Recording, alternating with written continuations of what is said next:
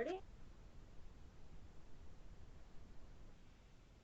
Awesome. Hi, everybody. Thank you for joining today. We are in week 6 of Get Optimized. This is Editt Vartanian on the call. I also have Deanna and Chris with me, and we have Lori from EMM and Jess from EMM with us today as well. Ginny is unable to join us, but we will hold down the fort for her and keep her updated. So we are in week 5 this week. We are going to be chatting about sales conversions and sales conversations and prospecting. We've heard a lot of feedback from you guys about wanting to learn more about lot prospecting and bringing in new leads. So we made some updates to the schedule, including what we're talking about this week. So we have Lori from EMM as our special guest speaker who will be taking over in a little bit, and she's going to share with you guys a bunch of tips on how to bring in new leads. So that's really exciting. To get started, I will just recap what we talked about last week in week 4. Week 4 was really just about customer outreach and making connections with the folks that you reached out to in week 3. We also had a segment on time management and goal setting, since we had heard that there's a lot of great content in this program, but it's hard to choose what to spend your time on. So there's some tips on how to decide where to focus and how to choose the activities that are most impactful for your business. We also covered the 5 rules of engagement to help you with your sales conversations as you go along. So that information is available in the deck that's up on the Get Optimized site. And then we also have some event tips and resources for in-person and virtual events, since a bunch of you are going to be doing events through this program. So you can access all those materials in week 4 of the program, which is available online. And then also just wanted to mention a couple of updates that we made to Yammer, since I know some of you are pretty active, but there's also a few of you that haven't been on it in a while. So Lori actually put together a 12-minute marketing video on event marketing. So it's a really great, concise format for you to get some tips and tricks on how to ensure you are doing or focusing on the right areas as you're putting together your events. We also had a partner ask about some cybersecurity stats, since that's a great selling point for Office 365. So we've posted a study up there that you might want to reference. We also posted a study about headlines, what headlines work and why. So that's available too. And then we have a Bing Ads $250 coupon for new accounts. So if you guys haven't done Bing Ads before in the past and want to try it, there's a coupon code and a link available on Yammer as well for you to take advantage of. So can I make a comment? Hi, Editt. Hi, Chris. Hi, Lori. Hi, everybody. This is Deanna. I opened the headline file that you put in Yammer, and I thought it was fascinating, just at least the first page or the summary. So I don't know if any of the partners had a chance to look at it yet or not. But real quick, positive effects on engagement. If you know what to include in your headline, there's an awesome chart that you can look at right away. But the fun thing that I learned, and I think I knew this already, but it's always fun to kind of get a refresher, a reminder, what to put in your headline to get people to open, right? And CTRs or click-through rates for your content.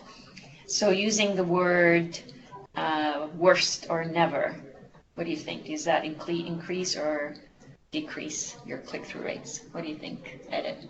You read this? I did. Do you remember it? I remember what I thought it would be. Yeah. I thought it would make it better. I thought it would make it better. And it does, because it's a negative superlative. But if you use best and always, it actually decreases your click-through rates, right? Obviously, this is based on 150,000 paid link headlines that they researched or that they tested. Using must and need definitely increases your click-through rate. So I think I walked away with that today. That's my learning for the day, is use must and need. So I'm going to practice that. So you tried that this morning, I saw. I did. I tried that this morning. Right. And it worked. You posted must attend or Yes, must read. Yeah. Yeah, something like that. Absolutely. So, you know, yeah, it's just a side comment on a learning. At least if all of us take one learning and walk away with it for a week and actually apply it, I think it has huge value. So Editt earlier covered posting in Yammer. And so it's kind of to encourage you to look at the Yammer group, see what's in there as well, and share it with your team members that are not necessarily on the call today as well. So does that help? I think it does. So you helped me this week. Thank you. Of course. Thank you for reading. So Jeff asked, is there an easy way to get all the material? In one click or one download, Jeff, is that kind of what you're looking for? I don't know if there's a way to create a zip file that has everything in it or not. Maybe Yeah. GreenRack can do that for us. We'll look into that. That's a really Yeah. good comment. So we do have all the materials packaged up. So let's see if we can actually get those posted as a zip file, and then you can download everything at once. Yeah, I think Would that's that be a great helpful? idea, Jeff. Yeah, Awesome. yeah, I think it is. Okay. Instead of clicking on each week. Right, and choosing each one. Okay, yeah, great recommendation. All right, so moving on to week 5. Week 5 is all about conversation starters, the marketing funnel, and prospecting and lead gen. As I mentioned, Lori will be our guest speaker for lead gen, but let's just dive into it because we have a lot of topics to cover today.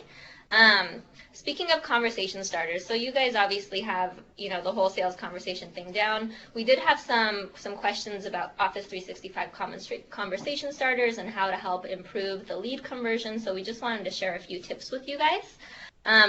As you are having initial conversations with your potential customers and leads, your most important thing is to find out 3 things. I thought that this was actually really useful, so I just wanted to share it with you guys in case it helps to jog your memory of some stuff, but I'm sure you guys are already doing it. A is, does this prospect really need my offering? So essentially you are assessing the needs of that prospect. Then you also want to find out if this prospect has money to buy the offering. So do they have the budget to support that need? And then the last thing is, how would this prospect spend that money, which is essentially just trying to understand their buying process. So if you don't get answers to A and B early in the sales conversation, then you run the risk of spending your time developing an opportunity that actually is not valid. Sometimes people would call this a dead lead. I would disagree because I think you should be nurturing all your leads even if you consider them to be cold, because they may pop back again later, but essentially it's invalid at this point in time. And then if you don't get an answer to C, the opportunity will probably get bogged down before the money can be spent. So just a few things to keep in mind. I did find a really great article as I was doing some research the other day that has 15 questions. So there's 5 conversation starter questions for each of these A, B, and C categories. So we're going to share that with you in the Get Optimized site after the call. We'll post those by tomorrow, and I highly recommend taking a look at them. I found them to be really useful. They might be really useful for you guys as well, so we just wanted to share that out. And then we also have some Office 365 specific conversation starters that we'll be posting to the site. This is a newer piece that EMM has actually helped to work on, and it essentially breaks it down into 4 categories depending on what your customer needs are. So there's security, there's growth, there's collaboration, and there's mobility. And then there is a target customer bulleted list for each of these. There's conversation starter questions for each of these. And then there's also value props and things to highlight for each of these as well. So I think this will be a really great resource for you guys too. So we'll post that up too. So are these customer ready that you can just hand out to a customer? I think they're meant to be more partner facing, since it does actually categorize your target customer. I don't know that your customer would want to feel like they're placed into a box or a demographic. But I think you can probably take the conversation starter section and just drop them into a different document if that is something that you wanted to share out. What format do we provide this in? We can provide this in a PowerPoint format, so it's easy to edit. Would that be helpful for you guys? Yeah, so it's probably you can cut and paste from the content as well, right? Yeah. Okay. Also, I just wanted to say that there will be some new cross-sell, upsell conversation starters posted to RTG. One is going to be transition from CoreCal to Office 365 online services, and the other one is for Windows 10 to Office 365. So these are kind of subsets. Yeah. But if you are at a cross-sell opportunity, these might be worth looking at too. So are they uploaded already? Are they published? They are uploaded. These 2 will be published by end of day, and of course there's 2 existing ones we've already talked about in past calls that are already up. And these are ready to go? Yeah. Great. Is there a quick link to get to them? Yes. What I'll do is I'll post the link to Yammer, or we'll include it in the materials that we upload to bring that. Thank you, Chris. Yeah. Is there a question?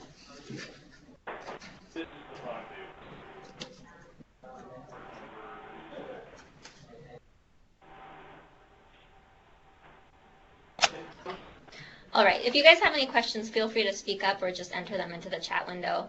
I did see a question come in from VNS saying, do we mean the email that said announcement must attend call today? And yeah, that was the email that we were referring to a few minutes ago.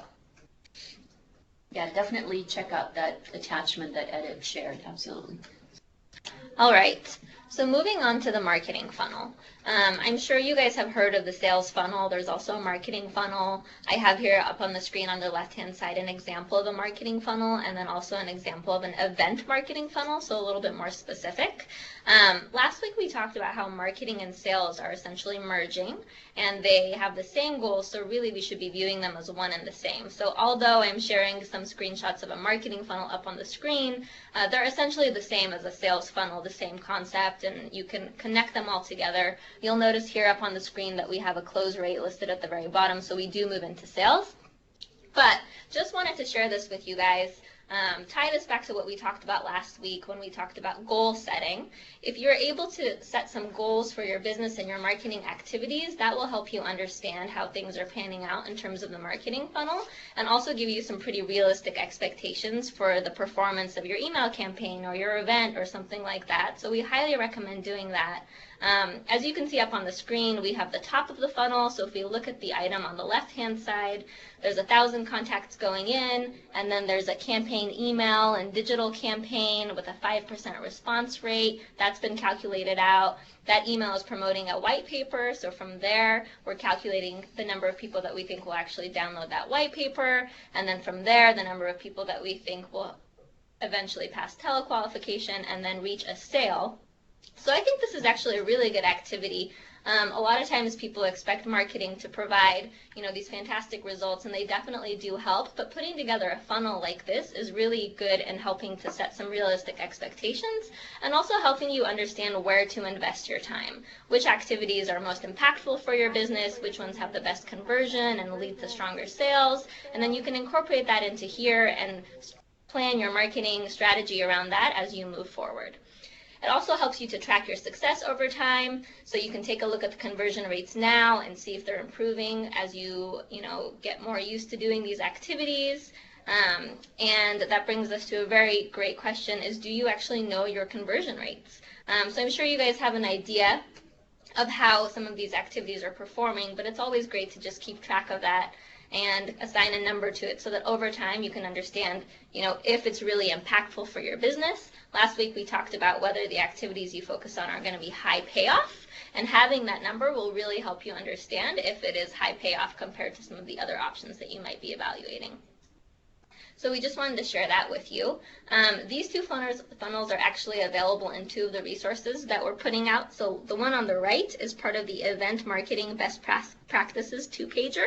So that's in week 4 on Green Rack, and then the one on the left is in a 2-page Best Practices for Marketing Planning and ROI. And that is one that we'll be releasing this week. So tomorrow that'll be available to you as well. There's plenty more information in both of those pieces of guides, and you're welcome to take a look at that more, but just wanted to give you a quick peek at that. And then also just wanted to give you guys a little set of tips to help you as you are putting together your marketing funnel.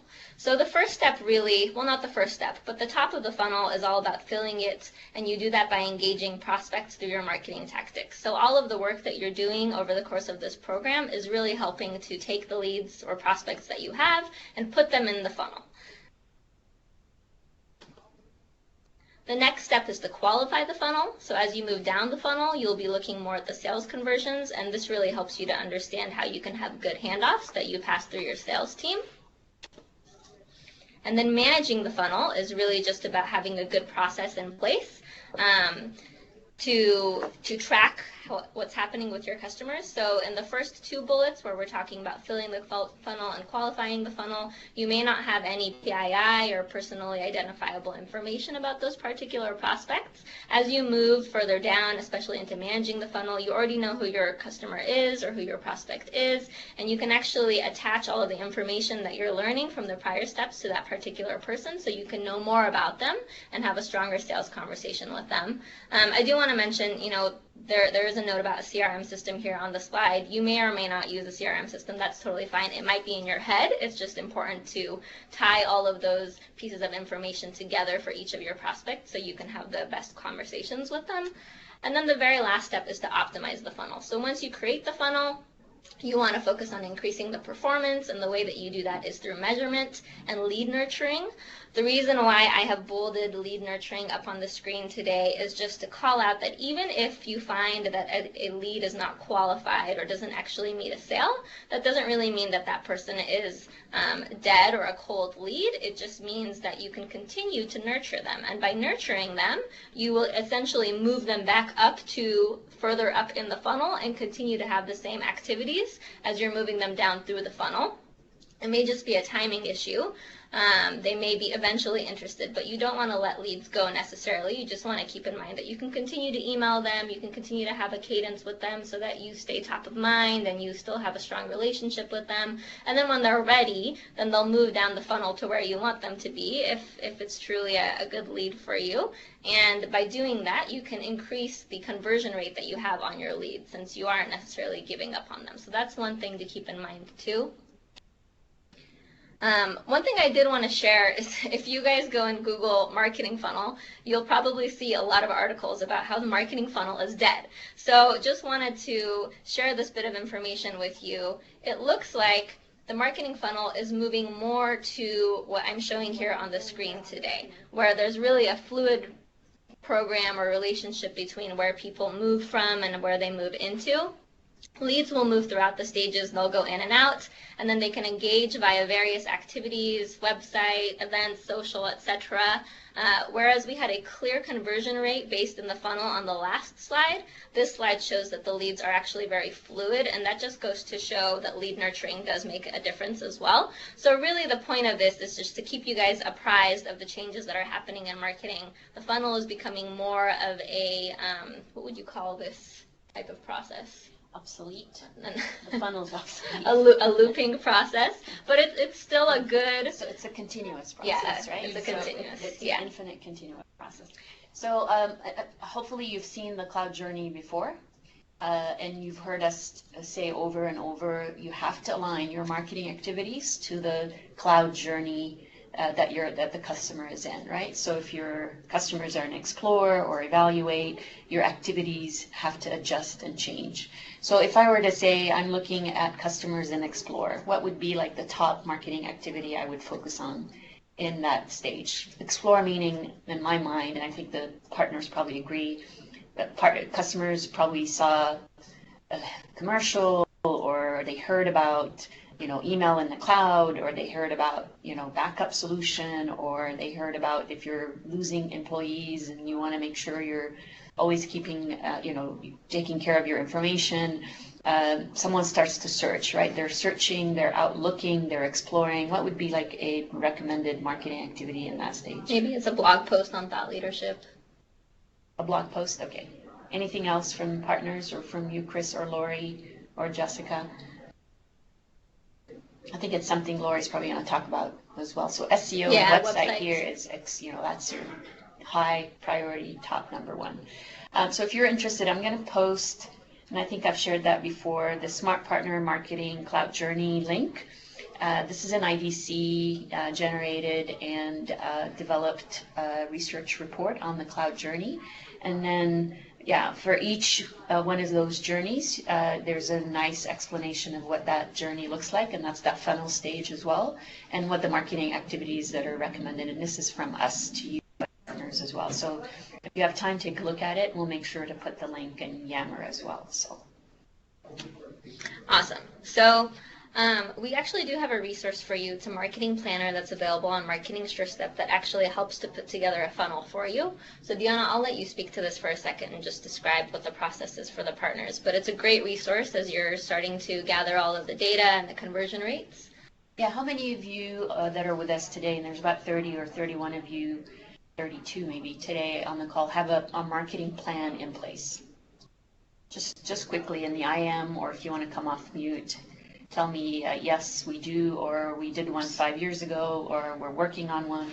That's great. That's And awesome. we have a lot of yeses. Yeah, which is perfect. So is this something you update on a regular basis? You review it in your business meetings with your teams, maybe once a quarter or once a month?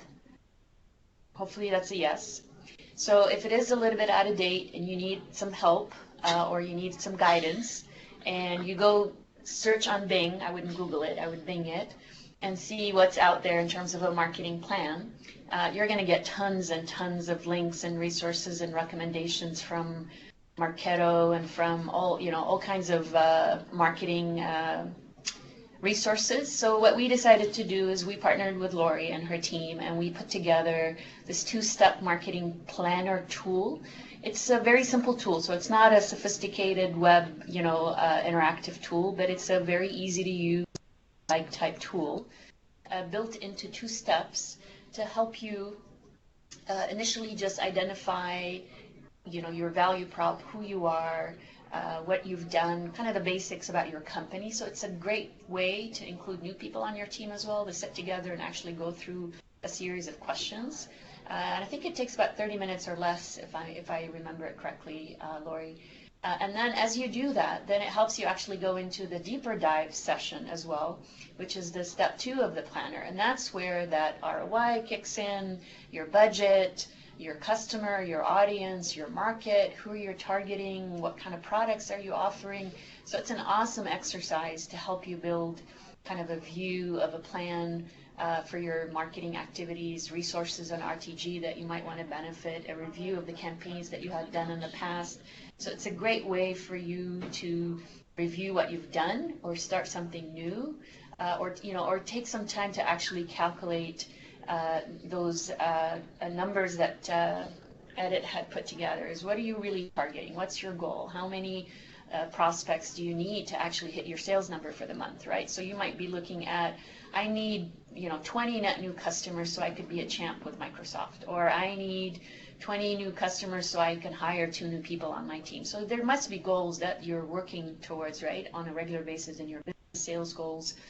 And then so this kind of helps you figure that out and say, okay, then I need to actually get a campaign out now so that in 6 to 8 months I can start to hit those new customer targets or the number of leads that I'm trying to generate. Or if I'm looking for 24,000 prospects in 2017, what do I do now in 2016 to get that going? And what have I done in the past? Maybe you actually did an email campaign but you didn't follow through. Maybe you did an email campaign and the messaging wasn't consistent, or the list wasn't, the right list, and so on. So it's a great brainstorming session.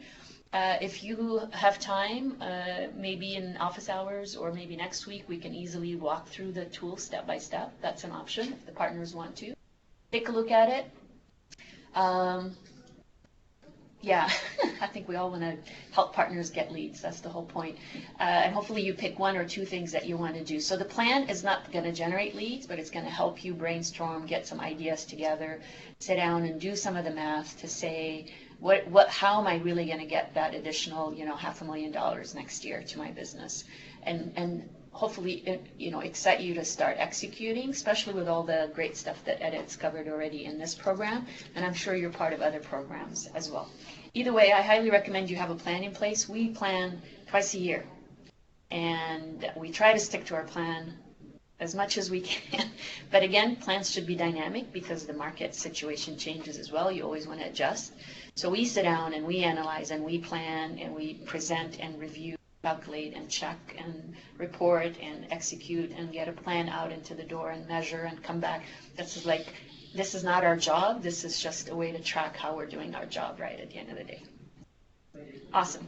So I can include the link to the plan in the IM and also in the Yammer group. If you have questions and if you want to try it out, use the Yammer group or send us an email as well. And then we can easily go through a demo of the plan tool as well. On office hours. On office hours. Yeah, if you awesome. want to. All right, and just to wrap up the marketing funnel portion of today's presentation, really, I know that you guys want to get more leads into your funnel, which is fantastic, and we'll move on to that in just a moment.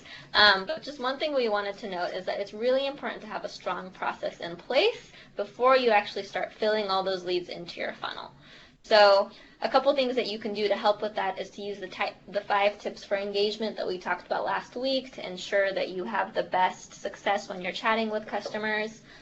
Calculating your current conversion rates for each stage, so understanding where you're at, and then having an optimization process in place for each stage as well, so that you can continue to improve those. That way, once you get leads into the funnel, you'll be giving them a nice, strong process to go through rather than just getting leads into the funnel and then figuring out what to do with them, because you really want to maximize and get the best out of all the leads that you put into the funnel. So with that, we'll move into Lori, who will be sharing with us some information about generating quality leads and some ideas for that as well, so that you guys can start filling up that funnel more quickly.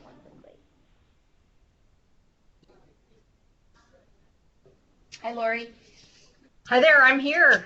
Nice to see everybody. Great. Do you want to take over as presenter, or what do you want to do? Yeah, I think I did, but okay. I don't know if it did. Awesome. I think I took over as a presenter. Yep. And yeah, and I'm excited to see a lot of familiar people in the group. So welcome everybody. And I know a lot of you are already working with our team, which is exciting. And we talk about you and we talk about ideas of what we can help you with. And we share a lot of. Can you hear me? Yeah, we can hear you. Sorry about that. Okay.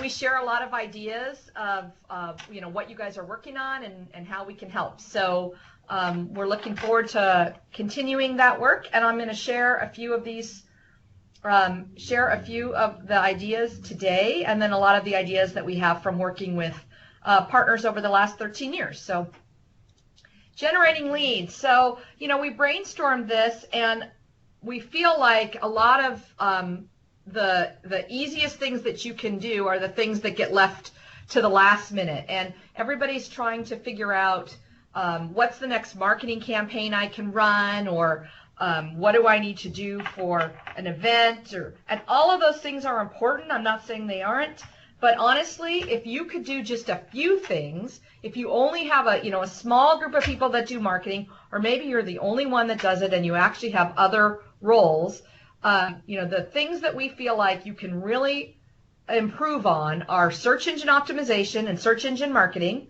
which clearly is where a lot of people are getting leads today, particularly for Office 365, and LinkedIn. Those two things, if you can do a great job on those, I feel like you can start pulling in leads immediately. And then a lot of you are asking us about lists. That we had a long conversation in the beginning about lists that talked about how to segment your list and who to talk to and all of those things. But the reality is, if you don't have enough people in your list and you don't have enough people to market to, who do you go to get another list and to buy a list? So we're going to talk a little bit about that as well, because we've had a lot of partners ask, and they've just said, look, we're trying everything you're telling us, but we need more people coming in the pipeline. We need more people in our pipeline. So I'm going to talk a little bit about that as well. Okay, first, search engine optimization. You all know about it, so I don't have to go into a whole lot of detail, I know, but we do have a few tools for you. So one of the tools that you can use to analyze your own site is a tool called SEO Centro, and I've put the URL on the site, or on the deck. And then if you look at this site and you clicked into SEO Analyzer, which is on the left under SEO Tools, that's where it will analyze your own site. So for example, we put in Microsoft.com to see how it analyzed, and it said that it gets an SEO score of 76 out of 100, which is a very good score.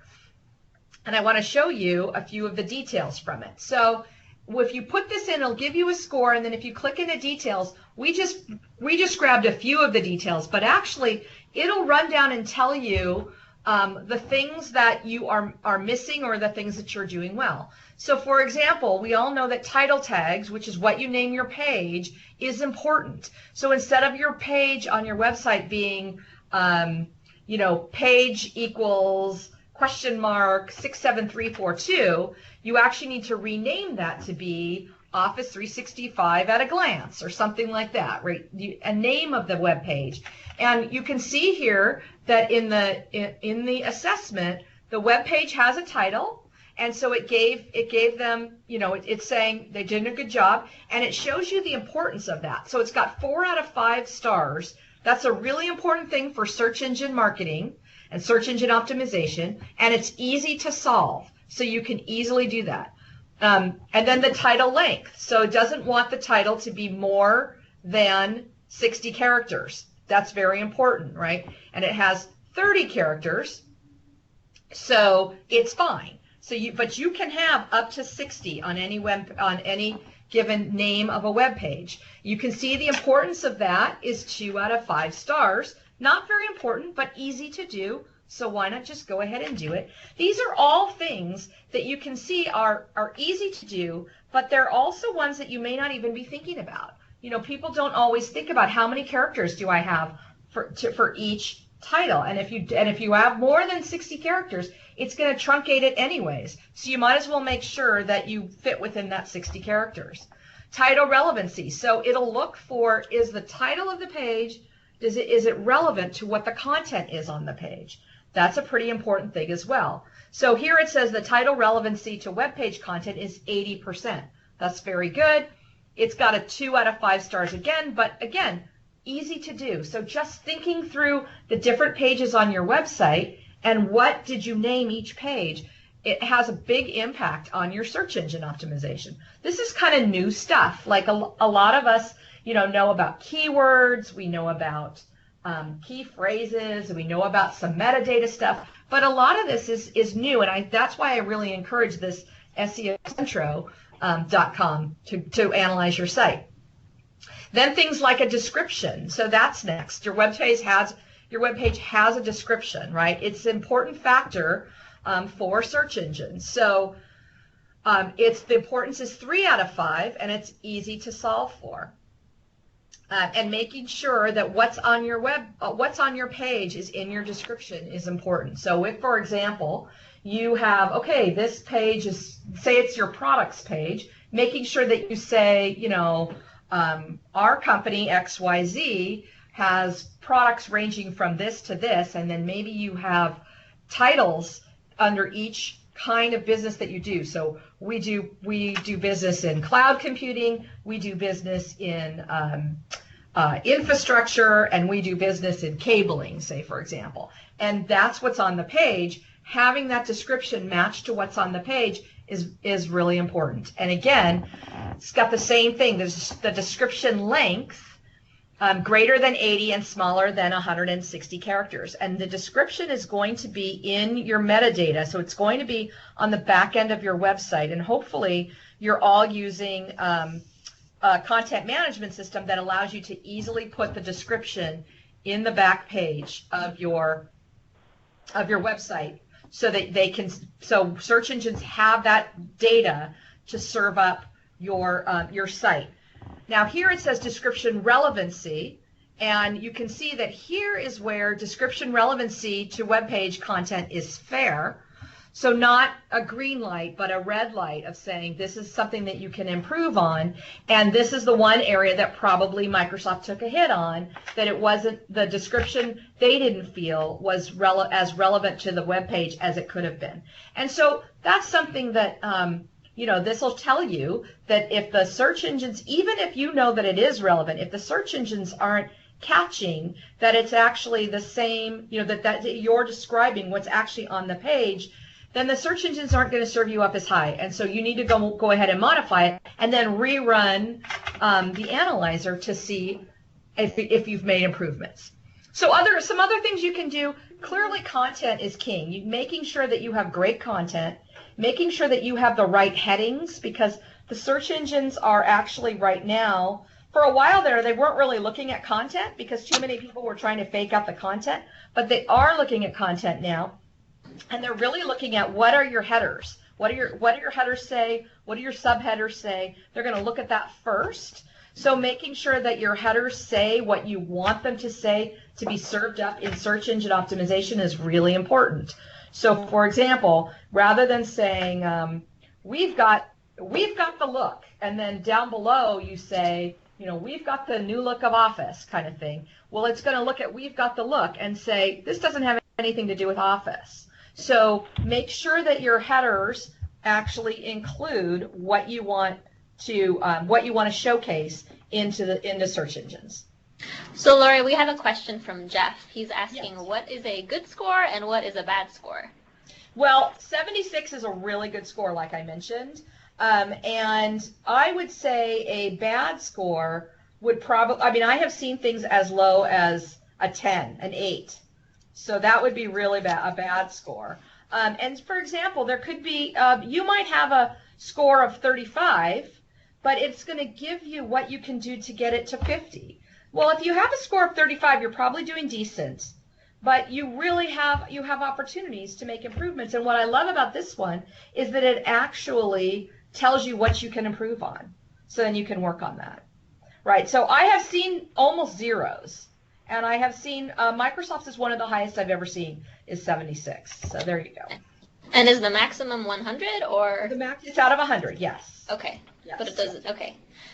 Yeah. So we have a 64, we have a 52, we have a 74. So those are all pretty good scores. Yeah. Very good. And then FYI, Lori, I know you're going to get to LinkedIn in a moment. We have a couple questions about that too, so we'll come back to those. Great. Okay. Let's move on because we do have a lot to cover. One of the things that will help your search engine optimization work well for you, and also this goes right to what we were just talking about where content is so important, is that you have a landing page. So for example, if you are trying to get on anywhere in the top 10 pages with Office 365, which is hard to do because Microsoft basically owns all of page 1 and page 2. But if you want to get it for your area, so for example, if you do Office 365 and you service the San Francisco Bay Area, saying Office 365 in San Francisco, you can probably make some headway if you deliver up content on the back end when they come to your website. If you're delivering up content that is directly relevant to the keyword that somebody might have typed in. So landing pages are critical. For example, if you want people to come to you from search engines with Office 365, they can't come to just your main page. They can't come to your company XYZ main page because there's nothing relevant on there for them.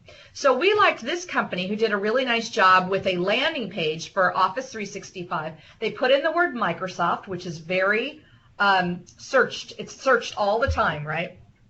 And Office 365, which is being searched for. But what I also liked is they have all of these different things. They have webinars, they have solutions overview, they talk about making a business case, they talk about security, and I like that they put all of those things very clean and easy to find on their landing page, which helps them in search engine optimization. So you can see that they have good titles, they have links, they show pain points, they have trainings, and and so the key here also is to have good metadata in the back end. But there's a lot you can do in the front end, and it's nicely laid out, very simple to look at. So Laura, we have a question from Jeff. He's asking, can a landing page be just a subpage off of the main website page? Absolutely. In fact, it should be. There was a school of thought a long time ago that your landing page would be at a separate URL. Well, actually what we're finding now is that if you have two URLs that go to the same spot, so if, for example, you've got a landing page URL, but then the back of it all is a mirror of your main site, that actually gets a negative in search engines because you're competing with yourself. So you do want to have one main domain and have everything off that one main domain. That's going to help you in the search engines versus trying to split it up. Okay, but remember to name that page, right? Remember to go and name that web page of the right title, so that it does have a unique value to itself. Okay, so search engine marketing, which is where you pay to place. We wanted to show you just a few things here. So this is kind of the breakout of where people are searching right now. And as you know, Bing and Yahoo are combined now when you buy them. So while Google is, holding steady in first place at 64%. Bing and Yahoo is now, over 30%, and you're missing out on a big audience, if you don't take advantage of Bing and Yahoo. And as Editt said earlier on the Yammer group, they've already posted a Bing coupon so that you can try it out and see what you think. So then I just want to briefly talk about search engine marketing. If you do decide you want to do paid placement, some things to keep in mind when you're putting together your ad, right? So make sure that you have a value prop that has crisp, clear points of differentiation. Make sure you know what makes you unique, because everybody out there, everybody in this group is selling Office 365. So why buy it from you? What do you have, right? And then what kinds of things can you have on your website that people will come and read? So rather than just putting up an ad that says buy Office 365, really what you want to think about is, do you have a case study that you can highlight? Do you have a white paper that you can highlight? Do you have an ebook that you can post? Or even something as simple as, I was listening to Deanna earlier, and she was talking about, the worst, and if you use the word worst in your headline, that actually gets a bigger click-through rate. So for example, you could just do a one-pager that's like the 10 worst mistakes made in IT or something. I'm just making that up on the go, but that kind of thing. And also using the word must and need in your title and in your ad, getting to continue to do whatever you can to get the most click-throughs is the same. It's the same strategy in an ad here as it would be in an email campaign. You have to make your ad copy short. You have no choice, actually. Your ad copy is going to be limited to, I think it's 165 or something like that characters. You're not going to have much option, but you have 3 lines. You have a title, and then you have 2 lines after that. So I would make sure that you put in your company and how to get a hold of you. I'd put in a link to any interesting article that you might have or something on your website that's of interest. And then, of course, where you want the URL to go is your landing page, not your main site. Make sure it goes to your landing page. And have a good, like I mentioned, have a good call to action that's available on your site. And there are, and somebody I think just said they haven't gotten their coupon yet. There are Bing Ads experts that are available at this 800 number that I've posted. And we've tried them, and they actually are excellent. They're really great at helping you navigate through the search engine marketing side of the world where you're actually paying for placement. Okay, there is another video. I know that Editt earlier mentioned that there's a video on event marketing, but there is another video available that I did. It's 12 minutes long. It's best practices in search engine optimization and search engine marketing. Gives you a lot more information. If you want, I can. Maybe one of you guys can copy and paste it into the. Yep, we'll drop it into the IM window. Great. And this gives you a whole lot, because I know I'm racing through this because we don't have a lot of time, but there is a great video that talks about a lot of the things I just talked about, but with a lot more depth there. So Lori, 2 things. One of them is for the partners. So Kelly was having some issues with Bing Ads. If anyone else has had an issue, let us know. You can enter that into the IM window. And then, Lori, quick question. Since you were just talking about SEM and landing pages and driving folks directly to a landing page, yeah. Tying that into what you were mentioning earlier about SEO Central, would we run SEO Central for a particular landing page or only for the entire site? You can do it both. It's whatever URL you put in there. That's what it's going to give you. So I would make sure that your site has a good score and what you can do for your site, but certainly your landing page as well. But your site's going to be the most important thing. Right. Okay, great. Thank you. Yep. Good. Okay. So so now I want to talk about LinkedIn, and I want to kind of go through LinkedIn, and I have a story about LinkedIn. So I have a client who actually I knew in a past life, and he used to be the CFO of the company that I used to work for. And he went on to become a CEO of a new company, and he hired us to do his marketing for him. He's a technology company. Great guy, but kind of a really old school, I'm a finance guy, kind of an old school guy. And LinkedIn to him was, such a waste of time. There were so many other priorities to do. And I actually brought him into LinkedIn kicking and screaming. I said, look, let's build your LinkedIn site. Let's build your personal LinkedIn profile, and let's see what happens. And within literally 1 month, and I'm not guaranteeing this is going to happen for everybody, but we did that. We set it up. We put all of their contacts in there. We asked everybody to become a connection. Pretty much everybody did. And within 1 month, one of his connections moved jobs from one company to another company. And the new company that he was with was a bank, Frontier Bank, and he was able to connect with that person and say, hey, I just saw that you moved to Frontier Bank. Congratulations. We'd love to come in and talk with you.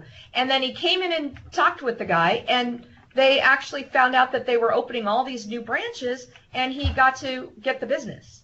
So honestly, the fact that you can that easily, even if you only use LinkedIn with your personal site, with your personal profile, and you watch your connections and you see where they're going, and you make that, and you follow it, and you use that as a springboard for reaching out to to those connections, you can build your business just even by that, right? So I really encourage you to have a great LinkedIn profile. And I want to show you, I'm not saying mine is the best, but I just want to show you some areas that are really important to do. So obviously setting yourself up and talking about your background and your summary about yourself, this is your personal page, is important. And now you can put a photo in the background now. So I would encourage that talks a little bit about maybe something about your personality. I'm a huge Seahawks fan, so I put the Seahawks Stadium as my photo, but just something that people can learn about you, a little bit different. And then you want to make sure that you have recommendations. And it's interesting. We're interviewing right now for an account manager, and I get a lot of people that are linking their stuff to their LinkedIn profile. In fact, they're not even sending me resumes anymore. They're just like, here's my LinkedIn profile. So I go to the LinkedIn profile, and it has, I have 583 connections. Oh, bugging you? Turn down some. Sorry, somebody's okay. Somebody on mute. No problem. So we've got, you've got somebody that says they have all these connections, but no recommendations. And I feel like, especially as a business owner, that's really important that you have people that will recommend you. And this is something that's super easy to do. When you go into LinkedIn, you actually can ask for recommendations. You can send something out to your clients, and you can say, hey, we've been working with you for 3 years, and we'd really like to get a recommendation on my LinkedIn site, and here's the link, and it's very easy for them to do. You then get the recommendation sent to you. You approve it or not approve it. So you can post it or not post it, and it goes live on your site. So I think that, if you think about it, everybody should have some recommendations. This is very similar to doing testimonials that we've been encouraging you to do. But these are testimonials that are automatically posted and will be live for people to see. The other thing is, then you have a bunch of testimonials you can take out of LinkedIn and use for other purposes. And I actually want to teach a class on shortcut marketing and make something up, because I love being able to do one activity and have it used in multiple places. And that's one that, you can collect these testimonials, but then you can use them on your website. You can use them in your marketing pieces. They're great for lots of different reasons. Hey, Lori, so just wanted to do a quick time check. We have 10 minutes left. I know you have a handful of slides on LinkedIn, and then also some information on lists. Since we will be talking more about LinkedIn next week as well, I'm wondering if we could switch over to lists. Well, you know what, Edit, I can get through it in 10 minutes. I'm good. So okay. Let me just finish this up, okay, real quick. I'll go quick, but let me just finish it up, because I didn't get to start till 11. So yeah. Anyways, okay. So the other sections that I know that you need to make sure that you showcase is the groups that you belong to and the companies that you watch. And people are looking at that too. What groups are you part of? Because that shows what you're interested in. And if you're interested in what their business is, then it gives you more credibility. So then I wanted to show you the sections around, how to post an ad so you can see recent activity. You should be posting things, not an ad, sorry, you should be posting things on your site. You also should be making sure that people are noticing the skills that you have and put your skills in so that people can say, yep. Other people then recommend you. So if you looked on mine, for example, it would show you strategy and marketing management and strategic partnerships. That's what other people are saying that I specialize in. And that's really important for you to be able to showcase your skills to potential customers. Okay, then I wanted to show you, so a company page is also important. So I would say as soon as you get your personal page done, get a company page done. And I do understand that you're going to be talking more about LinkedIn next week. So I won't go into too much detail, but this is a really good opportunity to post information. And again, remember I was saying I love doing marketing that you can use in multiple ways. So if you create a blog post, for example, that you put on your site, you can post it on LinkedIn as an article on your site or article on your LinkedIn page. You can post a little notice of it in your main feed in LinkedIn. You also then can build a tweet that then you can put on Twitter, and you can link to your blog post that's either on LinkedIn or on your webpage. So I love taking one thing and putting it in multiple places so that you get the most out of the time that you spent building that one article. And I want to show you really quickly. So Jess, as you know, Jess has been here every week. So Jess put together an article that's 5 key elements to include in a landing page. And it's on our website. So Jess posted it on our website, and then she posted a paragraph about it in LinkedIn. So if you go to on her main feed, she's got an article posted that then takes you to our Extra Mile Marketing page on LinkedIn, and it gives you a little paragraph about it. And then if you want to read the whole thing, it actually connects you to our website. So it's really great to have it go from LinkedIn. So in this case, I think Jeff asked, we shouldn't put it in multiple places, but the reality is you're putting it in LinkedIn, and your website. You're not actually putting it in a bunch of different places. You're putting it in LinkedIn and your website. So that's okay. And then getting links in and out of your site, as you know, is very important.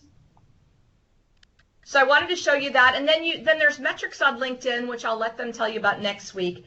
But there are lots of ways that you can measure then the effectiveness of that. And one thing I wanted to point out here, so you can see how your post is doing, but over on the right side, you can actually deep click into that and it'll say demographics of your readers. So you can see who's reading your articles in LinkedIn and what kind of industry are they in. So then you know the articles that you should be writing. You know who your audience is now, which is half the battle, and then you know what you should be writing for the future. So make sure that you click into the metrics more than just looking at your, how many people have seen it, but you want to see what are those people like. Okay, and then there is LinkedIn advertising, which again, I'll let them talk about next week. But clearly you can buy ads in LinkedIn and you can sponsor updates in LinkedIn. Okay, so we have been getting a lot of questions about lists and what we should be doing, what people can do if they really feel like they need to buy a list. So first off, I want to say a couple of caveats. There is no silver bullet list. There is no one company that I would recommend and say, this is where you need to buy a list, because none of them are great. They're all worse than your own list. Your own list is always going to be your best list. And part of the reason for that is that, and I think I've mentioned this before, that they say that the statistics are that it takes 10 times for somebody to have seen your name and information before they're going to respond. And The first 3 times is just to get the name of your company down. So you're going to have to, if you buy a list, you're going to have to spend the first 3 times talking to that list with just for them to understand what your name even is and who you even are. And then the next 7 will be about what product they might buy from you. So it's going to take a lot longer to get to the buying process if you buy a list, if you purchase a list, right? So purchase lists take more effort because you have to do more touches, and they cost money to buy the list. Generally speaking, it usually costs about $1 a contact in your list. And some of the list brokers will sell you the list. Some of them you just get to rent the list for a period of time. So, it can get very costly. So if, for example, you were looking at that funnel and you needed 1,000 names right off the bat, you need 1,000 contacts that you have to purchase, which is $1,000 right before you've even done anything. So that's where, I really encourage you to find ways to grow your own list first. So attend events and collect business cards. Use a CRM or something like a CRM. It doesn't matter. You can use an Excel spreadsheet, but to keep track of the people that you've made contact with, and keep track of how often you communicate with them. Host an event or a booth at a larger event. So if you're going to host your own event, that's one thing. But if you host a booth at a larger event, you can actually many times negotiate that if I get the booth, you're going to give me that list. So you get the list of everybody who came to that event. You can make that part of your negotiations. You can network at industry events or Chamber of Commerce events. You can use a referral program where rather than asking your contacts to buy things from you, you can ask them for referrals so that you can, you can start building your list that way. So all of those are my caveats. But if you have to purchase a list, if you feel like you have to, there's a couple of places I would probably go. So Data Connect used to be Jigsaw, if you guys remember Jigsaw. They're a pretty good company. We have bought lists from them before. One of the things I really like about them is that they will guarantee the number that you purchase. So, for example, if you say that you need 1,000 people in the list, most of the companies will give you 1,000, and then that's it. If a good percentage of them are not successful, if they bounce back, you're just out of luck. But Data Connect will guarantee that if you ask for a list, if you pay for a list of 1,000 and you get 400 bounce backs, they will give you 400 new contacts that you can then reach out to. And if of those new 400, there's 100 that bounce back, they will give you another 100. So they will keep working with you to make it whole, that you get 1,000 contactable people, which I really like. Some things to think about on your list is what company size do you want to go after. So don't just go after everyone in San Francisco, but really think about the company size.